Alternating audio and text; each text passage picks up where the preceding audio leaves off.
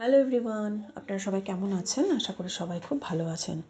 আজকে আমি টুইন ফ্লেমদের নিয়ে কিছু কথা বলতে চাই। তো তার আগে একটু বলে নিই, টুইন ফ্লেম কানেকশন কিন্তু খুব রেয়ার। এই কানেকশনে কিন্তু সবাই থাকে না। হাজারে একটা নয়, লাখে 2% টুইন ফ্লেম হতে পারে। তো এই জন্য সবাই কিন্তু এই জার্নিতে থাকে না। আর সবচেয়ে বড় মজার ব্যাপার কি বলুন তো, টুইন ফ্লেম কিন্তু সেম সোল শেয়ার করে, সেম চক্রা শেয়ার করে। তাই যখন টুইন ফ্লেম ফার্স্ট টাইম এই 3D প্ল্যানেটে যথারীতি সামনাসামনি আসে, তখন কিন্তু তাদের মধ্যে কুণ্ডলিনী অ্যাক্টিভ হয়ে যায় এবং তারা কিন্তু ধীরে ধীরে জার্নিতে অগ্রসর হওয়া শুরু করে। প্রথমে তারা কিছুই বুঝতে পারে না, কিন্তু ধীরে ধীরে যখন তারা এই জার্নিতে অগ্রসর হয়, সবচেয়ে বড় কথা, এই জার্নি ডিভাইনলি অর্কেস্ট্রেটেড। সম্পূর্ণ জার্নি কিন্তু ডিভাইন কন্ট্রোল করে। সম্পূর্ণ জার্নিটা ডিভাইনের হাতে। কিন্তু যা হয় টুইন ফ্লেমদের সঙ্গে সম্পূর্ণটা ডিভাইনের নিয়ম অনুযায়ী, ডিভাইন যেভাবে চাইবে তাদের সঙ্গে সেইভাবেই সব কিছু হবে। টেস্ট, ট্রিগার যা যা থাকে।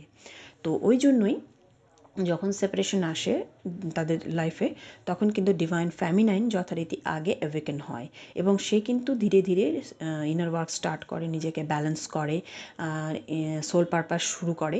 তখন সে কিন্তু ধীরে ধীরে বুঝতে পারে জার্নিটাকে, এবং যখন সে করে তার পিছে পিছে কিন্তু তার মাস্কুলাইনেরও কিন্তু অ্যাওয়েকেনিং প্রসেস শুরু হয় এবং তারা কিন্তু যথারীতি ডিভাইনের নিয়ম অনুযায়ী তারা কিন্তু একটা সময় ইউনিয়নে আসে। তো যাই হোক, কিছু কিছু মজার জিনিস টুইন ফ্লেমদের সঙ্গে ঘটে। যেমন টুইন ফ্লেম কানেকশনে যদি কেউ থাকে, তাহলে যখন অ্যাওয়েকেন হয় ডিভাইন ফেমিনাইন, তখন না ডিভাইন ম্যাসকুলাইনের সম্পূর্ণ এনার্জি সে পিক করতে পারে।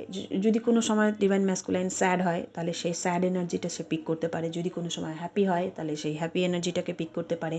আর সবচেয়ে মজার কথা কী বলুন তো, যদি ম্যাসকুলাইনের বডিতে কোনো প্রবলেম হয়, ধরুন কোনো জায়গায় কোনো পেন বা কোনো জায়গায় কোনো সমস্যা, সেটা কিন্তু ডিভাইন ফেমিনাইনের বডির রাইট পার্টে সেগুলো সে ভালোভাবে ফিল করে। যদি লেগসে পেন হয়, তবে ডিভাইন ফেমিনাইনের রাইট সাইডের লেগসে পেন হবে।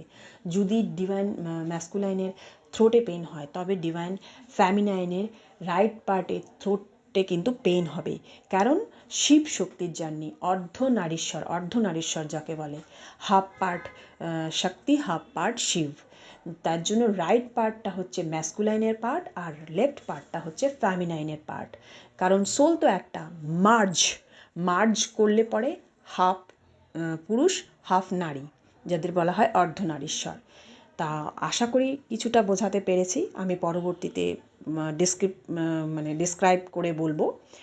আশা করি ভালো থাকবেন সবাই। ধন্যবাদ।